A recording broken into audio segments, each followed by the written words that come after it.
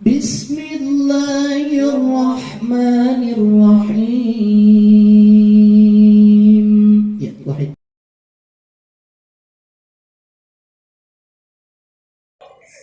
Bismillahirrahmanirrahim. Alhamdulillahirabbil alamin.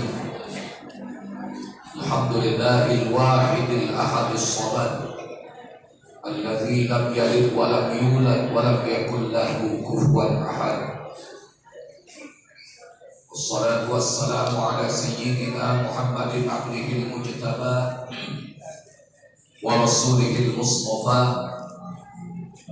Arsalahu ila kafatil wara basyiran wa nadhira wa da'iyan ila Allah bi'idnihi wa sirajan munira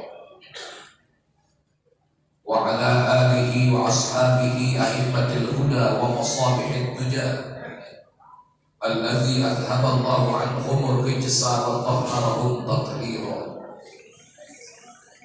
Subhanaka la ilma lana illa ma 'allamtana innaka antal alimul hakim. Qala rabbi shrah li sadri wa yassir li amri wahlul 'uqdatam min lisani yafqahu qawli.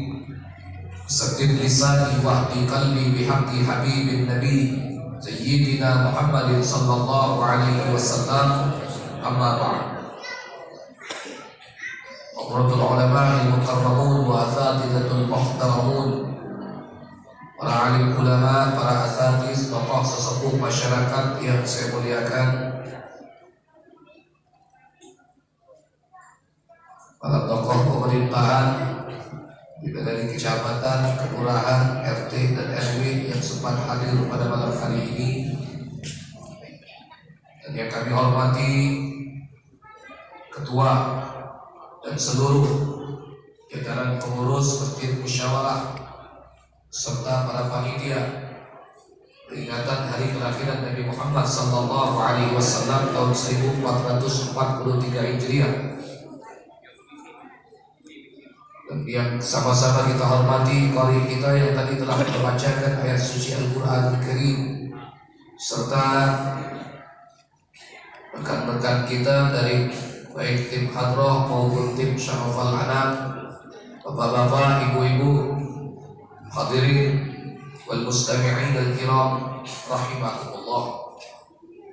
Apapun kondisi kita pada saat ini selaku insan yang beriman, mari kita mengkhususkan rasa syukur hanya kepada Allah Subhanahu wa taala. Di malam yang berkah ini, ketika kondisi cuaca yang cerah, di malam yang ke-15 di bulan Rabiul Awal 1443 Hijriah, bertepatan dengan malam Jumat yang merupakan Sayyidul Ayyam, kita dikumpulkan oleh Allah Subhanahu wa taala di dalam masjid musyawarah ini masih dalam keadaan iman dan Islam, meluangkan nikmat waktu, kesempatan ataupun kesehatan untuk hadir pada malam hari ini dalam rangkaian peringatan hari kelahiran Nabi Muhammad sallallahu alaihi wasallam. Mudah-mudahan kesyukuran dan kehadiran kita pada malam hari ini akan dicatat sebagai ibadah dan menjadi amal saleh kita di hadapan Allah Subhanahu wa taala. Salawat dan salam kita mohonkan pula kepada Allah Subhanahu wa taala agar tetap Allah limpahkan kepada qudwah dan uswah kita Nabi besar Muhammad sallallahu alaihi wasallam, alladzi turja syafa'atuhu min yaumina hadza ila yaumil qiyamah, pada para keluarga, sahabat dan pengikutnya hingga akhir zaman. Dan tak terkecuali kita yang hadir pada malam hari ini, semoga pada saatnya Allah berkenan untuk menggolongkan kita menjadi ahlu syafaat Rasulullah di yaumil qiyamah. Amin ya rabbal alamin. Terima kasih terlebih dahulu kami ucapkan kepada pengurus dan panitia peringatan Maulid Masjid Musyawarah pada malam hari ini telah mengajak kami hadir di sini, mengamanahkan kepada kami untuk menyampaikan ceramah seputar peringatan Maulidun Nabi sallallahu alaihi wasallam. Karena yakin kita yang hadir di sini pada malam hari ini sudah tidak terhitung berapa kali kita sudah hadir peringatan Maulid. Sebab dari awal bulan Rabiul Awal yang lalu, hampir setiap masjid, mushola, majelis taklim, lembaga pendidikan ramai mengadakan peringatan Maulid. Tentunya sudah banyak nasihat, ilmu, hikmah dan petuah bijak yang kita dapat dari setiap peringatan Maulid yang kita hadiri. Dengan satu harapan semua itu kiranya dapat menjadi modal buat kita untuk berperilaku yang lebih baik, beradab dan berakhlak yang lebih baik dalam menjalani kehidupan ini. Sebab Rasulullah ini, Bapak Ibu, adalah sumber keteladanan. Rasulullah adalah ibarat sebuah mata air yang tidak pernah habis untuk kita gali butiran-butiran hikmahnya. Semakin kita menggali bagaimana keteladanan Rasulullah, justru semakin banyak kita merasakan kekurangan di dalam diri kita. Dan ini menunjukkan bagaimana sempurnanya Rasulullah Sallallahu Alaihi Wasallam. Oh jangan nipu. Dari mulai aku ceramah, minta maaf ya Bapak Ibu kalau yang kutegur itu anak cucu Bapak Ibu. Kita datang ke sini nah dengar ceramah, kotaklah dapat kalau kan? Kalau belum dapat tanya panitia, kamu mau dapat kalau kamu tidak. Ya. Soal waktu anak habis nah. Tidak usah nyalakan kanan kiri, diam. Ya. Dengar aku ceramah, saya aku doa kau baca ceramah dulu. Tapi sekolah.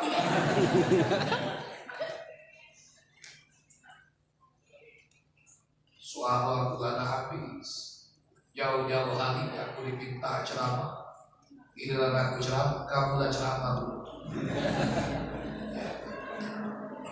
Aku dari pagi tak keluar ceramah, tadi pagi di Masjid Al-Anwar Pondok Pesantren Nurul Islam Sri Bandung.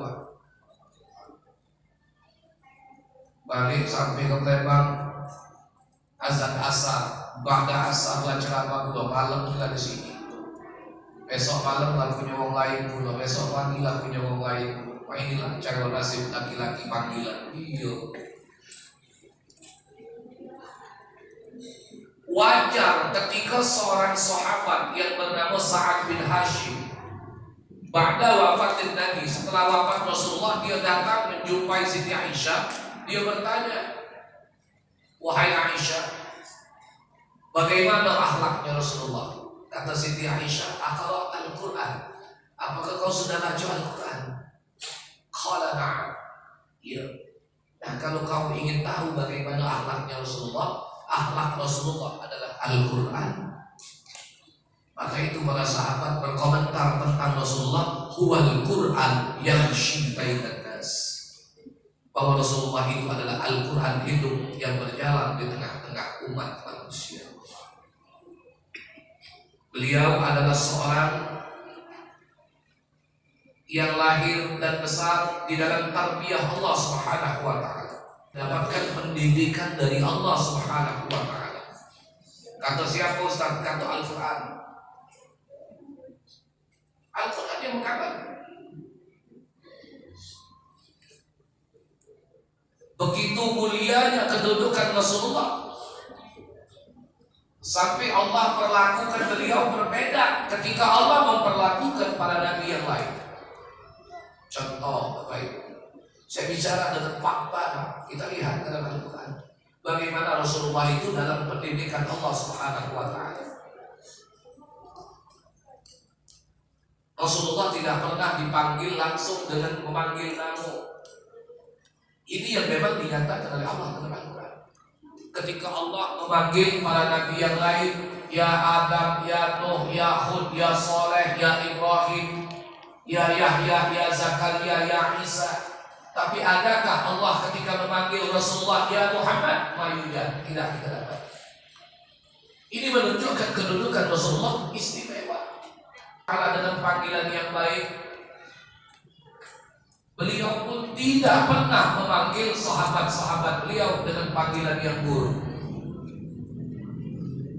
Rasulullah dipanggil dalam Al-Quran, ya ayyuhan nabi, ya ayyuhan rasul, ya ayyuhan mudaththir, ya ayyuhan muzammil.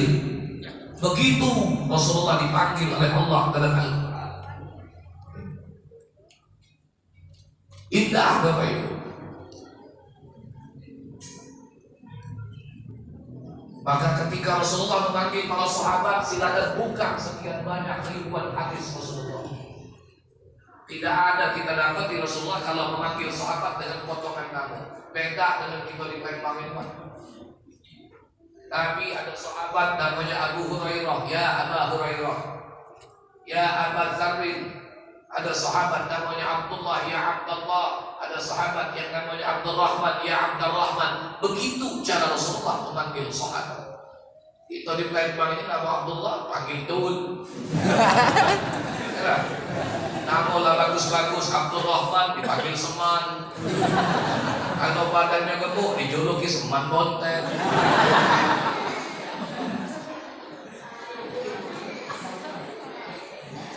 Jangan kamu nak ngomong nak kate, bener saya ngomong itu. Nama wong lah bagus-bagus, Mahmud.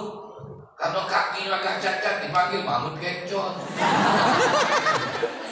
Kenapa kita nak panggil wong dengan gelaran-gelaran seperti itu? Rasulullah tidak pernah memberikan contoh. Yalah. Kadang-kadang malah kita menyebut nama seseorang dengan kekurangan dan keaiban diri seseorang. Ini yang tidak pernah dicontohkan oleh Rasulullah. Yalah. Namanya sudah bagus, Sulaiman, kurang dengar dipanggil Leman Mekah.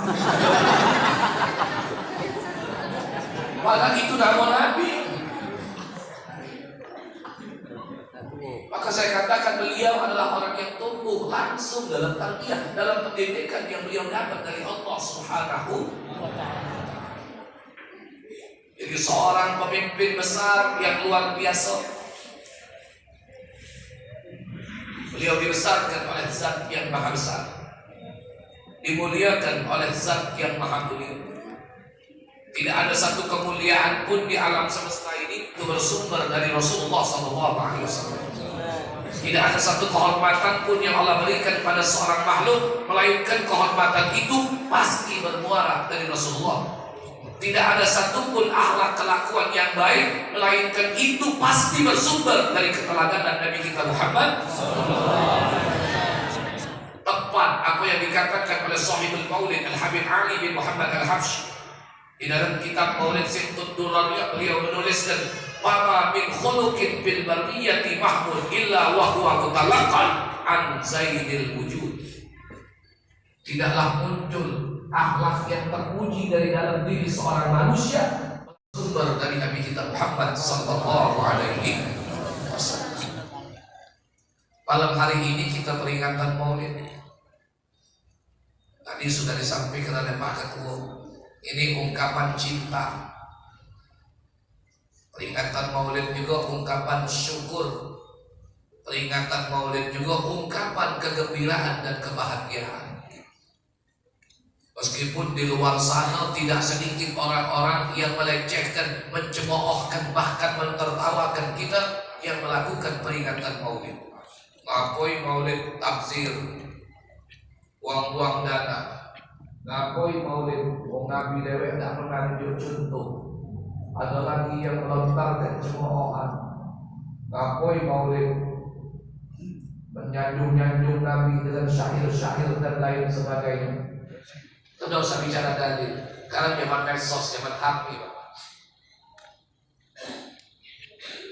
Akan contoh yang singkat memang. Ketika kita lahir anak, lahir cucu, kita gembira, bahagia. Kita tuliskan kelahiran anak, kelahiran cucu kita di media sosial. Ada yang punya Facebook, dia tuliskan di Facebook, telah lahir dengan sehat dan selamat cucu kami bernama si Fulan. Mohon doa menjadi anak yang soleh. Dia tuliskan di grup WhatsApp-nya, telah lahir dengan selamat putri kami yang tercinta, mohon didoakan. Sekian banyak wong yang berkawan dengan dia di Facebook, itu ucapan selamat, berbagi kegembiraan, berbagi kebahagiaan. Sekian banyak orang yang berteman dalam grup WhatsApp dengan dia, memberikan ucapan selamat. Selamat dia, semoga anaknya menjadi anak yang soleh. Selamat dia, semoga putrimu menjadi anak yang soleha, yang tidak hanya kau banggakan di dunia, tapi sampai di yaumil qiyamah di hadapan Allah dan Rasulnya. Ada lagi yang mengucapkan kalimat sunnah, barakallahu laka fil mawhub dan sebagainya. Ini tanda ungkapan gembira ketika lahir anak, lahir cucu. Kalau kelahiran seorang anak manusia biasa, Pak, kita ucapkan kegembiraan, berbagai ucapan kegembiraan, kebahagiaan. Maka bagaimana dengan kelahiran seorang manusia yang paling mulia? Munawwarati abuhu Abdullah, wafat di kota Madinah Munawwarah, ayah beliau yang bernama Abdullah. Saat kapan? Saat beliau berusia 2 bulan dalam kandungan, masih berbentuk gumpalan darah. Manusia ini 40 hari pertama, waktu dalam hadis Arba'in, pada hadis yang keempat, Rasulullah mengatakan bahwa kejadian kalian dalam perut ibu itu 40 hari pertama berbentuk sperma, 40 hari kedua berbentuk gumpalan darah, dan 40 hari ketiga baru berbentuk gumpalan daging. Sempurna 40 hari ketiga, berarti saat itu sempurna kandungan 4 bulan. Saat itu Allah perintahkan satu malaikat untuk meniupkan roh di dalam janin yang ada di dalam rahim ibu. Itulah kehidupan pertama di alam rahim. Jadi ketika 2 bulan dalam kandungan, berarti Rasulullah masih berbentuk gumpalan darah. Saat lahir ke dunia sudah dalam kondisi yatim. Maka itu Rasulullah sangat mencintai anak yatim, dan Rasulullah sangat mencintai orang-orang yang peduli, peka terhadap kondisi anak yatim. Kenapa? Karena Rasulullah merasakan pahit getirnya hidup menjadi seorang anak yatim. Jadi kalau ada orang mengaku cinta dengan Nabi, tapi dia tidak peduli dengan anak yatim, pada wahu kadzdzab, pengakuannya bohong, dusta. Ngaku cinta dengan Nabi, tapi dia tidak peduli dengan anak yatim. Dia tuh Ustaz cinta juga dengan anak yatim, cuma nak hijau ke rumahnya kurang ajar. Inilah doa aku kaki kali tentu. Akor kamu jauh. Ini Rasulullah. Bapak Ibu perhatikan dalam Al-Quran, Pak. Bukan sekali 2 kali dalam Al-Quran Allah menyebutkan yatim dulu baru miskin. Kenapa? Ini artinya besarnya tanggung jawab kita terhadap anak yatim. Coba kalau Bapak baca surat Al-Duha, alam yajidka yatiman wa wajadaka dhallan fahada wa wajadaka a'ilan fa'abbal yatima. 2 kali Allah lebih dulu menyebutkan kata-kata yatim. Baru as-sa'il, orang miskin yang meminta. Bahkan dalam surah yang singkat, ara'aital ladzi yukadzibu wa dzalikal ladzi yad'ul wa la yahuddu ala miskin. Lagi yang dulu yatim lagi. Ini artinya besarnya perhatian Rasulullah itu. Bahkan Allah mendatangkan dalam Al-Quran. Bagaimana kita hendaknya peduli dengan anak yatim. Ini hadirin rahimakumullah. Kalau dia ngaku cinta dengan Nabi, Anda lihat bagaimana kelakuannya terhadap anak yatim, bagaimana dia merespon anak yatim yang ada di sekitar kehidupan. Usia 6 tahun sudah berpisah dengan sang ibu, usia di mana seorang anak sangat butuh perhatian dan kasih sayang. Beda dengan kita zaman sekarang. Umur 8 tahun sampai waktu anak menjem masih ngeloh di HP. Ya kan? Katanya mama udah zamannya Pak Ustaz. Hati zaman HP, zaman fitnah Bapak Ibu ini. Ya. HP ini kadang-kadang pacak jadi malaikat, kadang-kadang pacak jadi setan belis, Pak. Tergantung bagaimana kita memposisikan fungsinya. Kalau digunakan untuk berbagi ilmu pengetahuan dan informasi tentang pendidikan kesehatan, insya Allah jadi manfaat. Tapi kalau digunakan untuk mencaci maki orang lain yang berbeda pandangan dengan kita, untuk membuka aib orang lain, untuk saling menghujat, hukumnya menjadi haram. Yang mana HP, laki bini lagi cadang saling kenal. Di bandara, di terminal, di pelabuhan, duduk berdepan, laki main HP, bini main HP, terdiam, sama-sama terdiam. Sampai ke akhir itu, laki pegang HP, bini pegang HP, sibuk dengan HP masing-masing. Wajar kadang-kadang tidur, galak mimpi jahat, lagi tidur mengki dewe.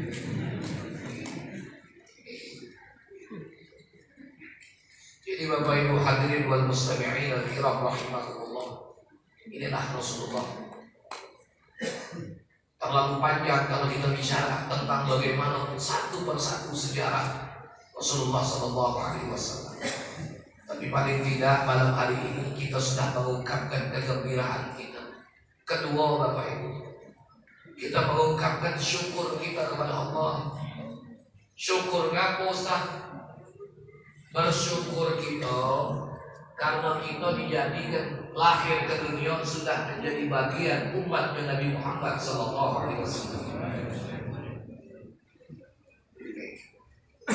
Allah tidak memilih kita untuk hidup menjadi umat-umat Nabi terdahulu. Kalau kita dijadikan Allah hidup jadi kaum Ad. Tahu tak kaum Ad itu kaum Nabi Hud alaihissalam. Kalau kita jadi kaum Ad hidup tidak sanggup Bapak Ibu. Siapa punya harta, dia punya kuasa pada masa ini.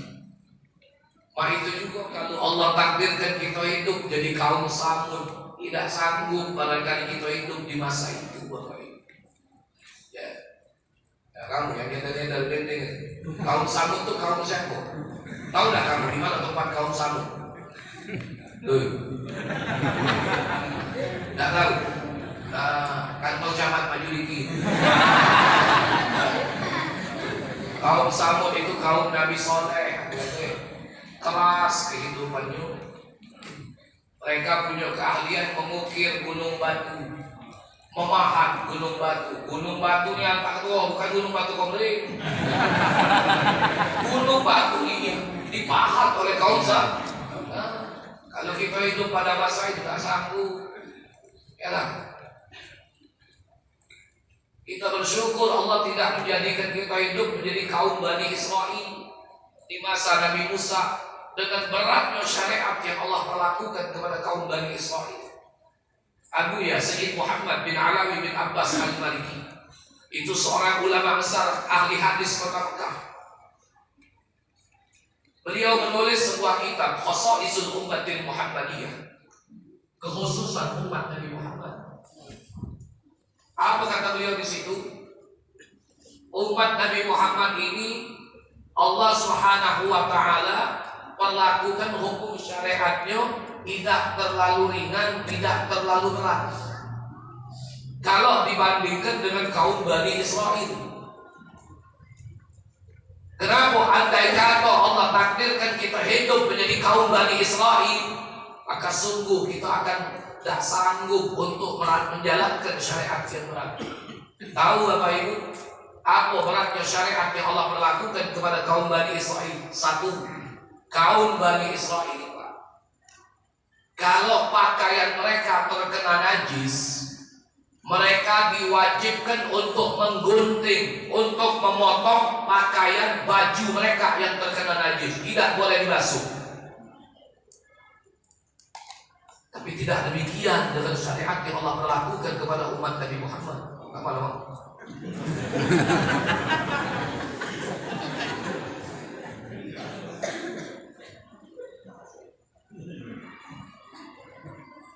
Nah, umat Nabi Muhammad seberat apapun najisnya, katakanlah dalam hukum fikih Pak, najis bukan lazim. Takhur bisa ma'i ghasalat ihdahunna bi turabin tahir. Dia suci dengan 7 kali basuhan, yang salah satunya bercampur dengan tanah yang suci. Tidak mesti digunting.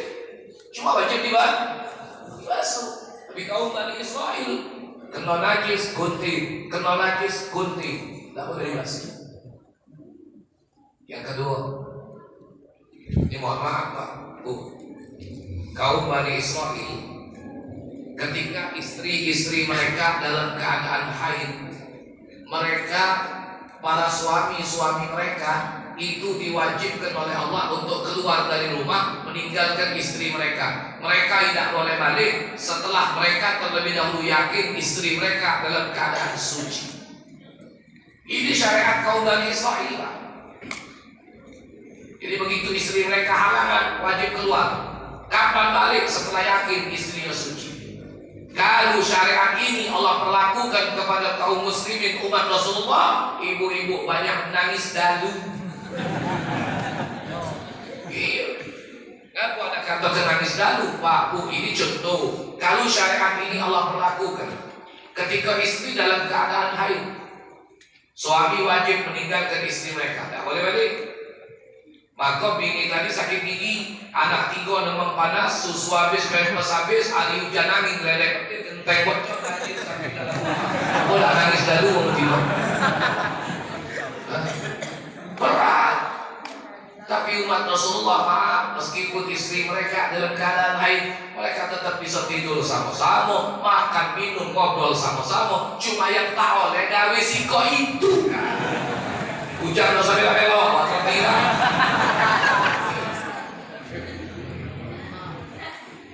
Dari tadi.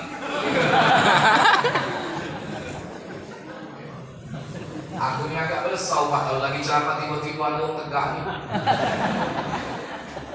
Belajar dari kejadian almarhum Syekh Yamin.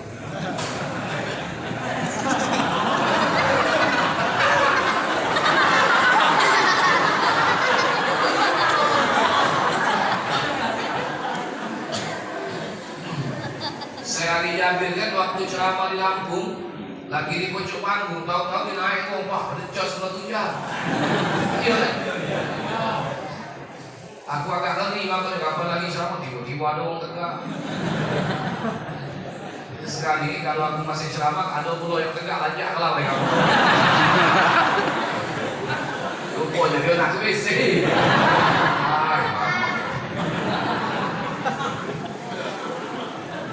Jadi berat Bapak Ibu, syariat yang Allah melakukan kepada Bani Israel, maka kita bersyukur.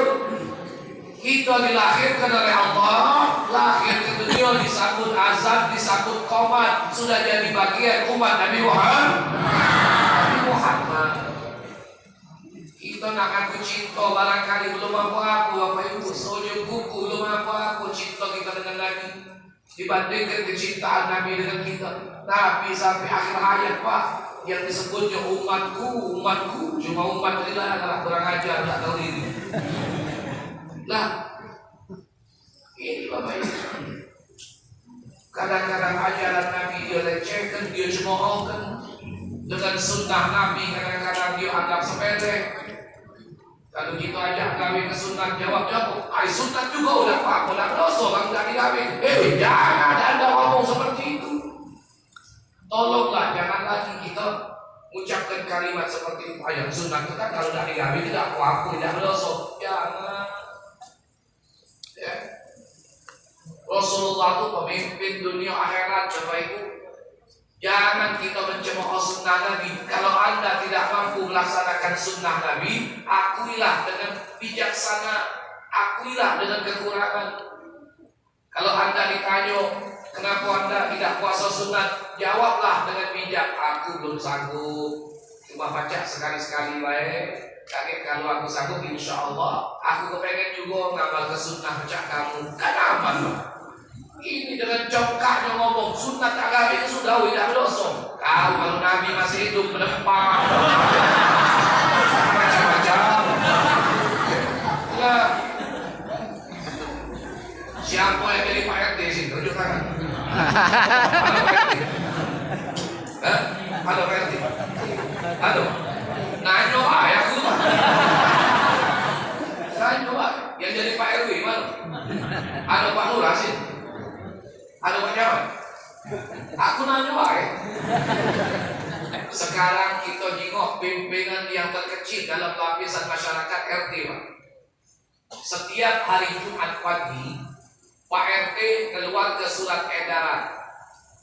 Isi surat edarannya ngajak warganya setiap hari Minggu pagi untuk melakukan kegiatan kebersihan bersama-sama. Bagus gak ajakan Pak RT? Begitu surat sampai di tangan warga, apa kata warganya? Apa iya Pak RT? Dikit-dikit kebersihan, dikit-dikit kebersihan. Cerek, surat edaran Pak RT dikoyak ke warga. Sampailah berita ini ke kuping Pak RT. Tersinggung gak yang dari RT? Ya kita RT dosa nyawa pun. Aku yang bukan yang jadi RT. Maka yang tadi ku absen, siapa yang jadi RT? Nah, kira-kira Pak, kita jadi RT tersinggung lah. Lah ngajak wong gawe baik, gawe bener, masih dicemooh. Apalagi Rasulullah. Kalau imbauan gawe sunnah kita jawab dengan kalimat semacam itu namanya pelecehan terhadap sunnah. Kalau bahasa Inggrisnya this is ngampung.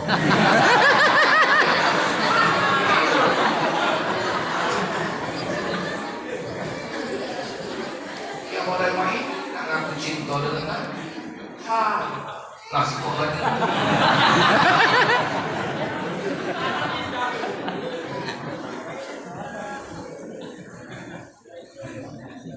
Yang ketiga, kita maulid Bapak Ibu, ini kan namanya ungkapan cinta. Kita tadi memuji Rasulullah tadi kan?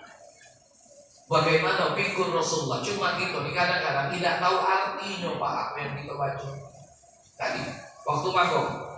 Mara'a wajhaka ya Sa'ad ya karimal walidaini. Mana yang pimpin manggung tadi? Dibacakan kalimat itu tadi. Artinya apa dia? Allahnya sallallahu. Jadilah dia bergembira dengan kelahiran Rasulullah daripada dia joget TikTok. Kadang-kadang kalau sudah joget TikTok tak sadar diri berdiri tua.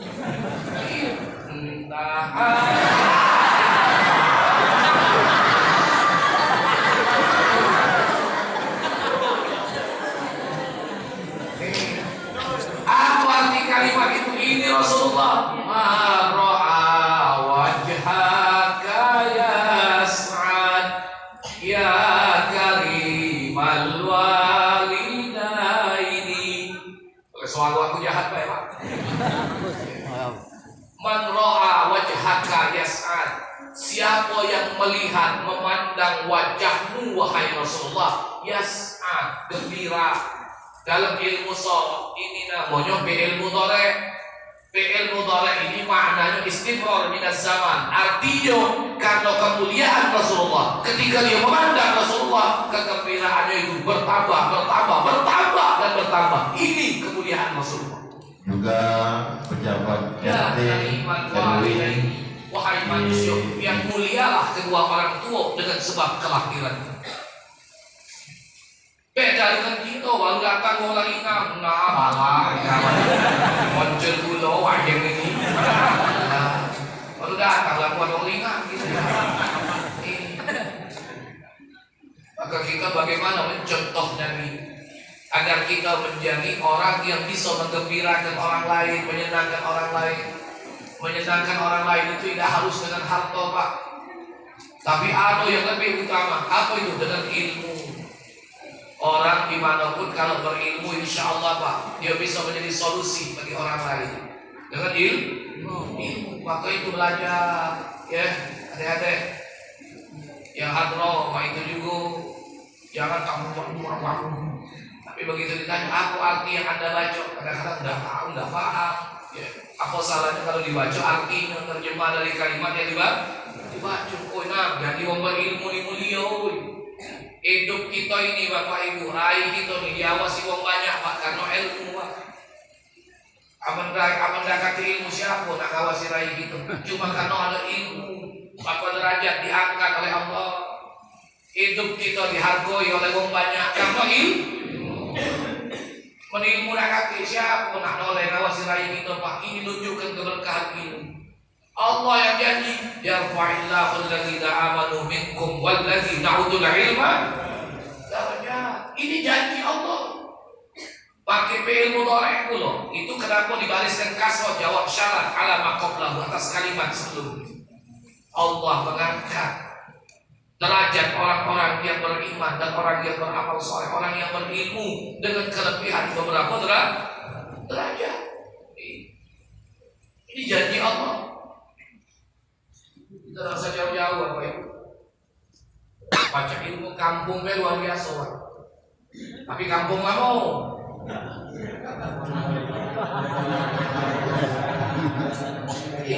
Baca ilmu kampung itu bila mulia. Aku dia Ustaz, ilmu kampung Ustaz.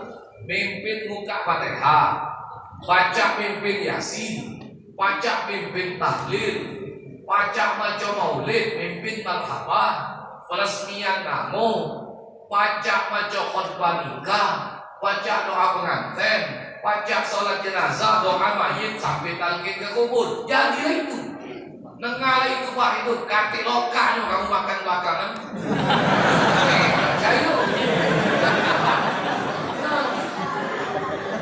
Kamu ada ilmu.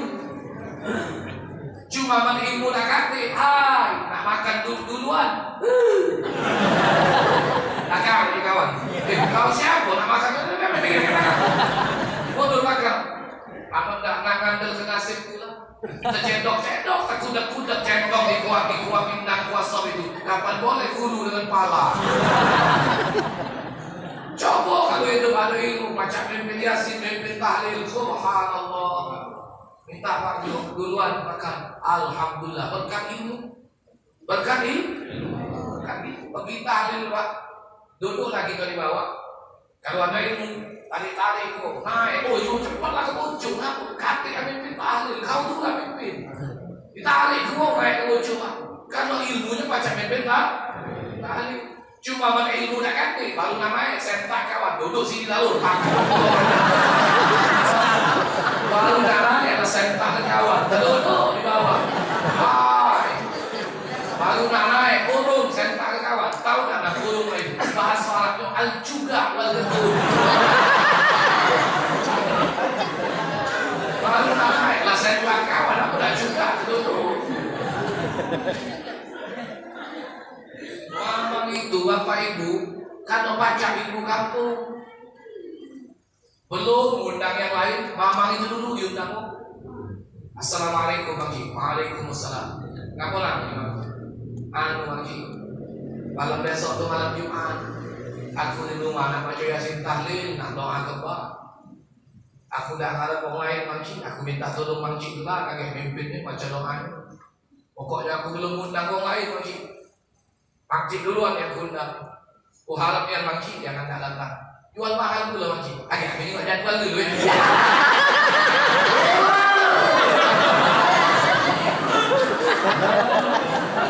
Baca jual mahal Bang Ji.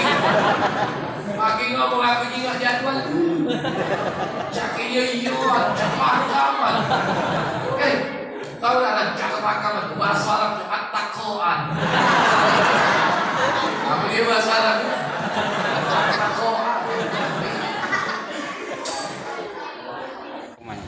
Cinta dengan Nabi ada rekamannya mati ya. Yang pertama, seberapa banyak dia selalu menyebut Nabi dalam sholawatnya.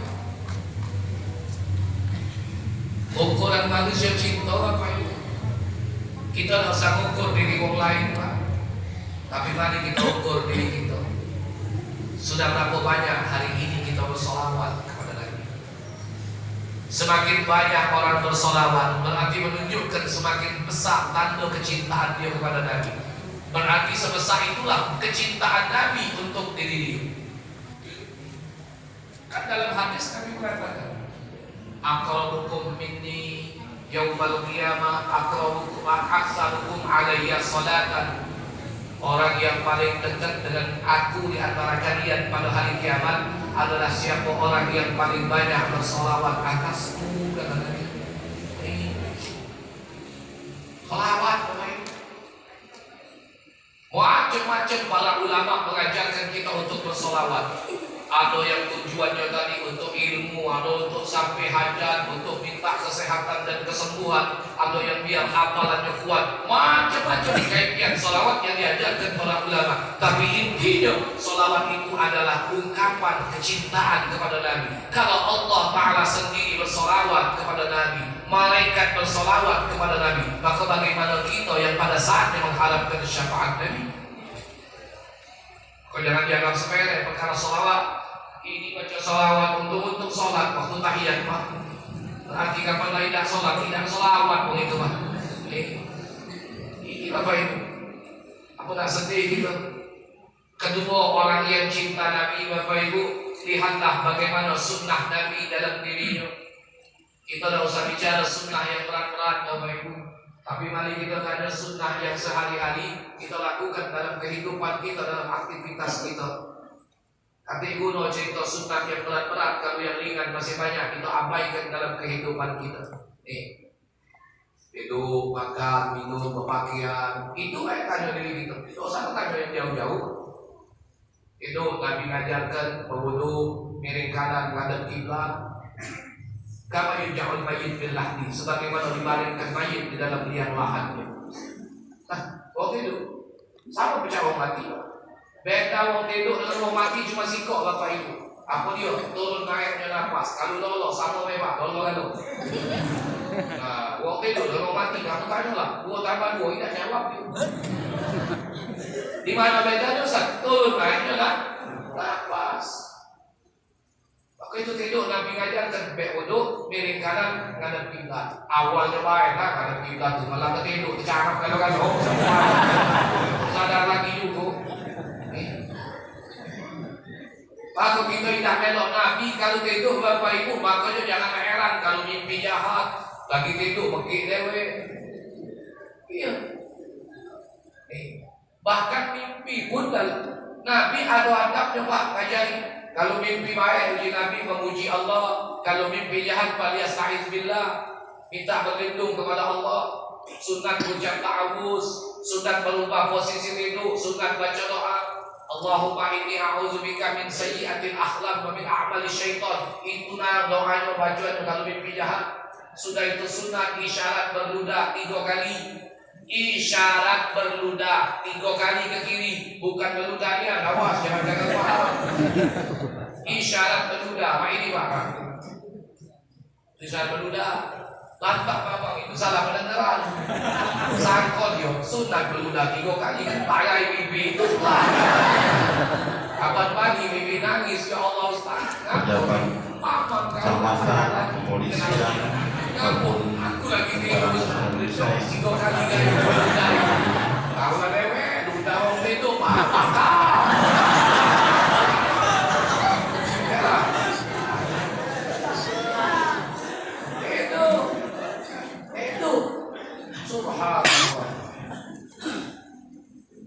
Coba kalau kita ditanya berapa kali setahun kita ke wudu sebelum tidur? Aku tanya setahun Pak, bukan seminggu. Si Bambang itu Ustaz, aku nak tidur ke wudu Ustaz. Begitu mata ni hampir tertidur tu terkeliap namanya. Tahu-tahu Ustaz, orang lupa minum. Kaki dia nyenggol betis aku. Batal wudu tadi. Jadi Ustaz kira-kira aku disunat dah sampai wudu lagi. Sudah lama tidur lah satu. Hai Pak Ustaz, rasanya sunat berwudu lagi. Kalau sunat berwudu lagi mah sekali ini kopi mamang pun dijual ini. Batal lagi. Kapan tidur? Habis main dalam terus tak wudu, mamang tak tidur sampai pagi. Iku mamang ini awak lain, tapi nyala ini aku pintar aku. Kamu pintar dia suruh lagi ceramah. Itu makan berapa itu? Makan tuh Pak. Kalau dalam kitab Syiarus Salikin adab makan itu dibagi 3. Syekh Abdul Somad Palembani menjelaskan adab sebelum makan 3, adab ketika makan 17, adab sesudah makan 7. Benar nggak compang anak 27?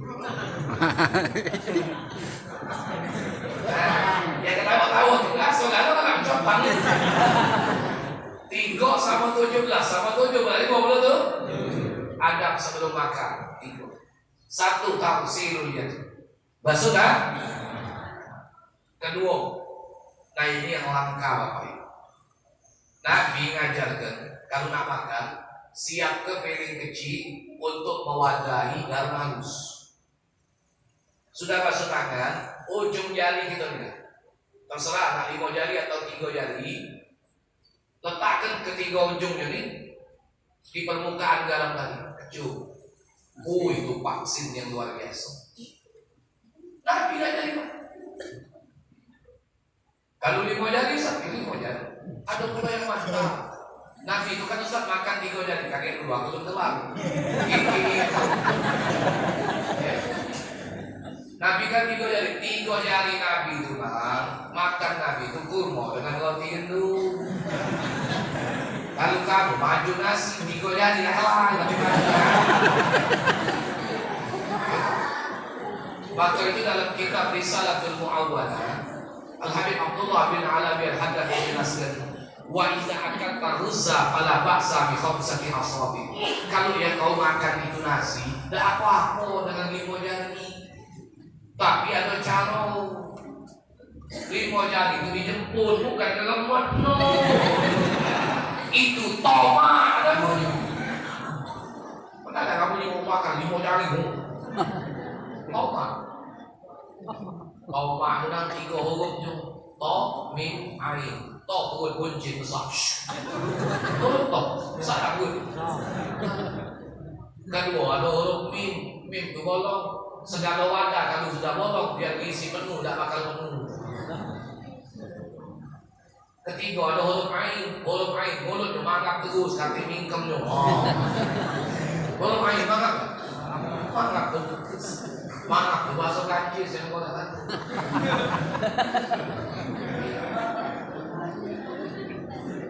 Adab ketika makan sunat berjamaah, baca doa, dengan tangan kanan, jangan ngobrol. Adab ketika makan.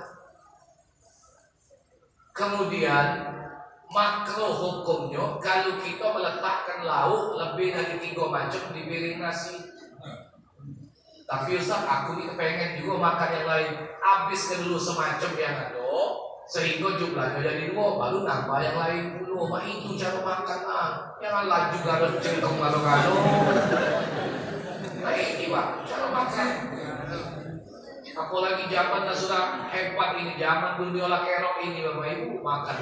Ada makan cewek Inggris, ada makan cewek Prancis, ada pula makan cewek Belis. Pergilah kamu ke hotel-hotel, pergi ke gedung-gedung itu. Kadang-kadang kursi lagi sedikit Pak. Tegak dari awal acara sampai ke bawah lagi tegak kencang. Yang melok kondangan juga Pak, tegak kan. Makan Bapak itu dulu. Makanya jangan heran Bapak Ibu, kalau kiai-kiai tua zaman dulu dia tidak makan Prancis balik dia Pak. Iya. Lanjutlah kami nak ngabur ke hajat bukan lapar nak makan. Makanya mereka kadang-kadang sebelum pergi kondangan lama kami di rumah. Pergi kondangan dia tak makan Prancis balik. Ngapu yang lah, janganlah makan. Ngapu yang tak makan. Tapi begitu kita datang di rumah, ngapu yang tak makan. Malah aku tak makan. Tak makan lagi bagi, coba bagi langsung zaman PKI ini kan juga. Balik sepanjang. Cak lapar dulu, gila. Cuma malam, dalam tadi kita Pak, dah makan, perut penting, wayang-wayang. Dimakan, antriannya panjang, kesel ke murid kreatif. Yang makan di pulau, kadang-kadang tadi itu. Iya, akan najis, kamu juga. Pertama kali yang ditompek apa? Piringan sendok kan? Ya dok kasih. Liwat nasi ada mangkok sop. Ya dok sok, lama dulu. Sudahlah kapan ya dok masuk. Aku dah kalah Pak model main. puter nyamuk. Kapan cendok masuk ke sudahlah, ejok ke nasi mau di belakang gitu. Nah, besok maju lagi, tenang, kowe maju lagi ayam tuh, bobot. Maju lagi, bentuk, gentak lu. Maju lagi pun capcay, cendok. Terakhir ke aja dengan sambal, terakhir pisang, lalu banyak minum. Benar kan bahasanya? Memang sengaja aku apal tadi ya. Sehingga ngobrol, pengen itu nasi, tak jadi mualan. Kapan ku toleh bersawak, buang apa bukan? Wah itu makan dah selesai, Bapak Ibu. Rendang lebih sepotong, ayam lebih seiris, pentol bentuk sisa siko. Lantak bibi itu, bentuk ke tisu lagi tas. Oh, terus masuk tas, ya. Jangan ngomong gak ngerti. Aku berapa kali ngomong betino, tingkah aku model ini, yang dimakan di situ halal, bungkus pakai tisu bawa balik, mana ceritanya? Apa lah yang ngomong gitu? Jangan tahu sekarang aku kan sekarang 2 kali Pak. Ini ngomong begini ngomong dalam ini. Ya Allah. Bukan kepengen kakek ada rezeki masa dewe. Cuma itu jangan makan. Ya. Makan gua Bapak. Ya aku cuma mau Pak.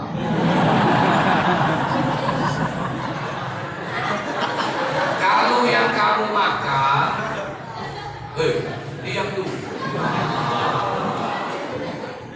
Kalau yang kamu makan itu buah makanan yang ada biji, sunat biji, jangan duduk di dalam piring. Awasi piring kamu itu benar. Umpamanya kita makan kurma nih Pak, di tangan kita ada kurma 3 biji, kita makan siko. Nah bijinya jangan dikumpulkan dengan yang sisa 2 biji. Kalau tempat lain makan jeruk, jangan duduk ke biji jeruk ke dalam piring.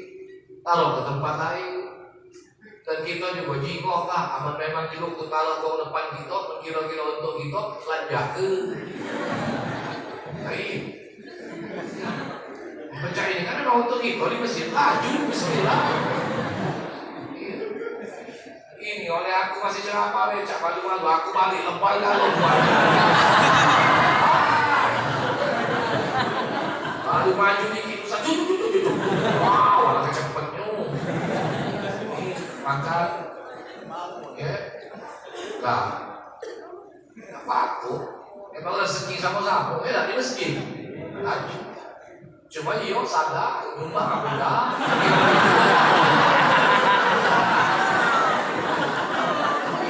Kalau sedekah untuk masjid Maulid Nabi ya numpang lain enggak kayaknya dulu dengan pengurus masjid jangan sangko baru jika pengurus masjid bawa mama lagi kaki lain Maulid itulah sumbang itulah numpang 20.000 ngoceh sepanjang dulu pergi Maulid di Moran tak snack di Mokotar.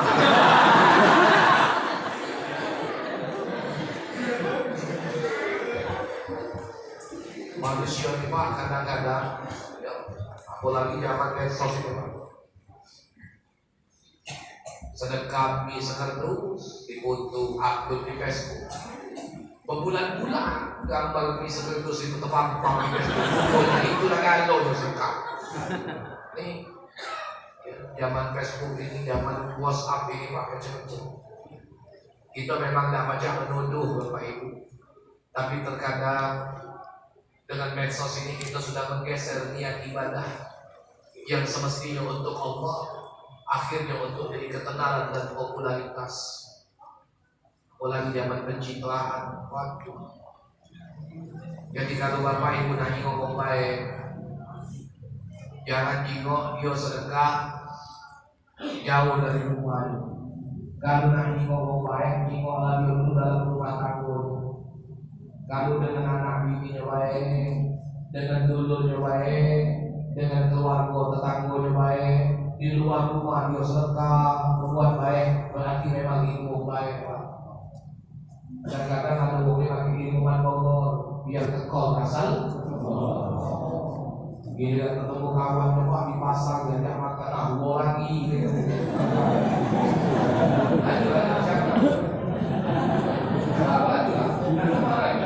Jangan buat aku sal-sal.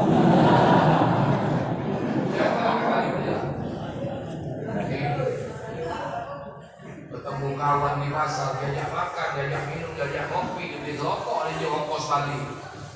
Giliran bini di rumah balik ke rumah minta belanja, ribut, anak minta jajan di gigi. Model main ini adalah paling ini.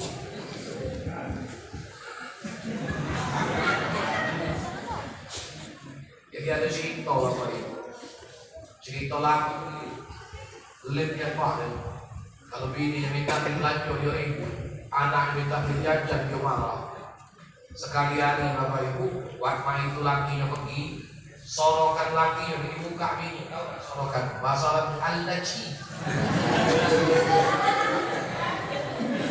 Jadi sorokan dia di muka bini, begitu sorokan di muka bini, yang terkejut, wah aku bini, Allah banyak duit dalam sorokan itu. Oh nah, Allah kezolim bapak kamu. Selama ini kalau kita minta duit, bapak kau ngomong ganti. Kau minta duit jajan, bapak kau malah ini kan duit galau dalam sorokan bapak kau. Anak bapak ibu saking senang nyimak duit sebanyak itu dia anaknya. Ma, alloka. Dikako kejelokta. Singkat cerita bapak ibu duit itu dipek oleh anak bini. Ma itu lakinya balik nyimak sorokan kosong, pingsan laki. Kan kalau lakinya pingsan, kalau lakinya nih bendahara masjid. Tapi bukan masjid musyawarah. Kalau bendahara masjid musyawarah, ibu-ibu, nyambung nggak cerita aku? Apa iyo yang nyambung cerita? Maksud cerita aku tuh, kalau laki ngomong kakak duit, jangan sangko. Apa duit kau oleh tim uang lagi. Kita baca nyumbang masjid, kita jadi umat Nabi di Pak, makmur ke masjid jadilah. Inilah. Kita baca Ustaz, aku nyumbang dengan harta, sudah memang makmur ke masjid jadilah. Yakinlah pasti ada nilai kebaikan yang bakal diberikan oleh Allah. Uang rajin ke masjid Bapak Ibu insya Allah Pak. Kalau dia mati bakal bertambah sebutan yang layak untuk dia. Anak pernah diconcong jamaah Bapak Ibu. Ustaz jamin aku, kira-kira uang yang rajin ke masjid itu pasti mati beriman. Kakek dulu bro, ibu sama-sama bro. Bro itu bahasa dusun kan Pak bro.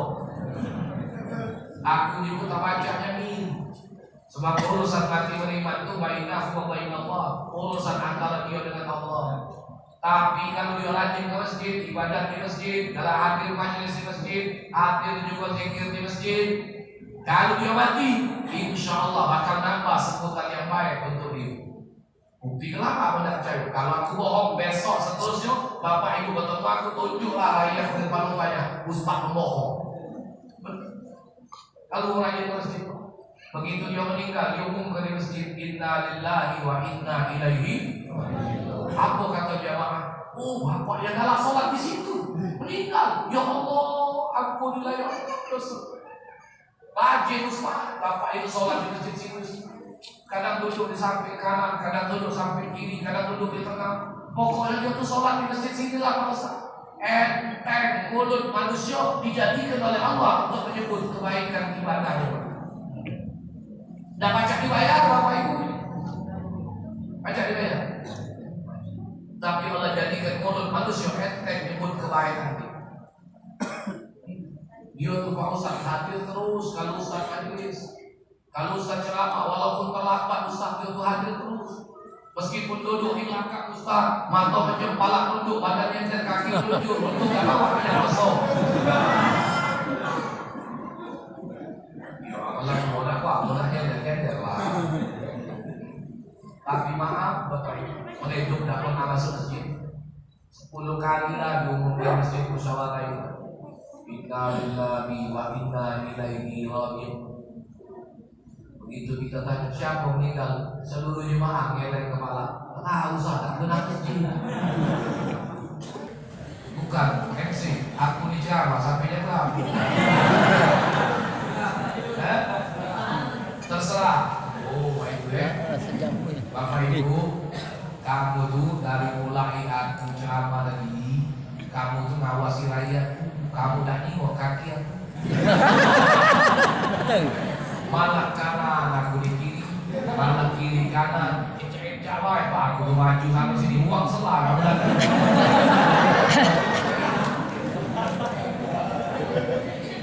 Memang kalau ceramah itu Bapak Ibu yang paling lemah yang dengar. Ustaz ceramah bulunya mau celak-celok akal. Tunggu ceramah. Bila tunggu kelar ceramah, tunggu nak makan, kapan mati kan? Iya, mah itulah nasib ceramah Bapak Ibu. Apalagi ngadepi umat mah macam-macam kadang-kadang ya Allah. Kupikir aku inilah ujian berdakwah. Ngadepi umat macam-macam. Lalu yang lama telepon kadang-kadang jangan ajak bocor. Assalamualaikum Ustaz. Ustaz, ya awas apa nih? Awas. Jangan ajak bocor. Bukan, aku mengingatkan. Awas kalau lupa malam ini Ustaz tu ceramah di masjid kami. Lah ngomong lain. Tidak usah keluar kamu awas. Jangan ancam aku. Kalau saya ancam kami berceramah. Pakai nanya pula. Kira-kira mana Ustaz? Nanya pun aku dah. Uji dua hari ini kan aku jangan baca jemput weh. Macam mana lah Pak Ustaz? Amin baca datang lewat.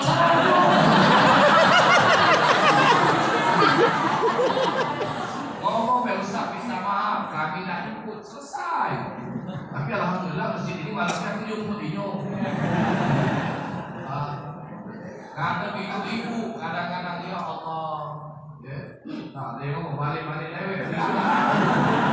Losok balik lewat apa? Namanya apa? Apalagi ngadap ibu-ibu, masya Allah. Kadang-kadang dianggap apa oleh ibu-ibu kami jawab. Assalamualaikum Ustaz. Waalaikumsalam. Pak Ustaz, pacar kami nak maki Pak Ustaz tanggal sekian. Maki.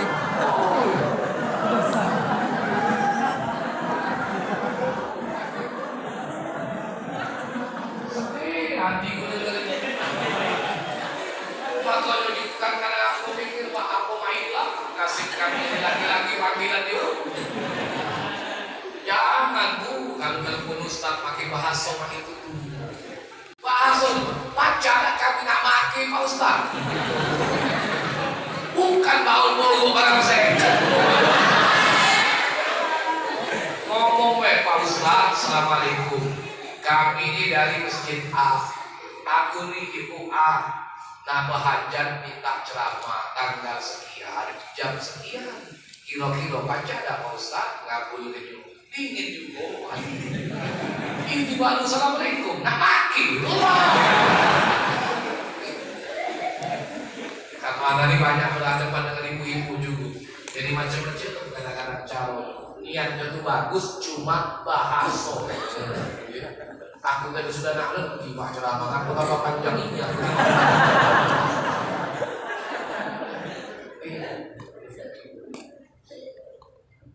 Jadi cinta dengan Nabi amal kesunnah. Ketiga hadirin sekalian, cinta dengan Nabi teruskan dakwah. Ya. Tapi Pak Ustaz, kami tidak baca dakwah berceramah. Bapak Ibu, berdakwah itu begitu luas jalan dalam Islam. Bapak Ibu berdakwah tidak harus Bapak Ibu tegak di atas podium, tidak harus Bapak Ibu berdiri di atas mimbar. Tapi Bapak Ibu berdakwah bisa dengan cara dakwah bil maqal, dengan ucapan atau bil hal, dengan kelakuan. Ngajak ngomong sedekah, kita dulu menjadi contoh. Ngajak ngomong ke masjid, kita dulu biar rajin ke masjid. Ini dakwah. Tidak bisa kita berdakwah untuk orang banyak. Berdakwahlah lebih dulu di tengah-tengah keluarga kita. Ajar ke anak bini kita. Ini cara sunnah Rasulullah. Walaupun sedikit apa yang kita dapat malam hari ini, paling tidak ada tambahan 1-2 kalimat tentang Nabi yang kita dapat pada malam hari ini. Dakwah. Kita tadi bicara masalah tidur dan bicara tentang adab mata. Lakukan, balik aja. Ini namanya dakwah. Islam itu tidak memerintahkan kita berdakwah di luar kesanggupan kita. Tapi mulailah dari orang-orang yang terdekat dan dari diri kita dulu. Ini orang yang cinta dengan Nabi. Barangkali cukup 3 itu. Salawat, kemudian amalkan sunnah. Yang ketiga teruskan dakwahnya. Inilah bagian ungkapan kita mencintai Rasulullah Sallallahu Alaihi Wasallam. Mohon maaf Bapak Ibu hadirin rahimani wa rahimakumullah. Mungkin ini saja yang dapat kami sampaikan pada malam hari ini. Semoga duduk kita hadir kita di masjid ini pada malam hari ini Allah catat sebagai ibadah dan amal saleh. Dan semoga pada saat Allah tuliskan kita sebagai orang-orang yang di dalam hati kita ada rasa mahabbah kepada Rasulullah Sallallahu Alaihi Wasallam. Yang hadir semoga dapat berkah. Yang tidak hadir pada kesempatan yang akan datang kita doakan supaya tetap bisa bersama-sama hadir seperti kita pada malam hari ini. Amin ya rabbal alamin. Hadza ma aqulu lakum wa aqulu minkum. Wassalamualaikum warahmatullahi wabarakatuh.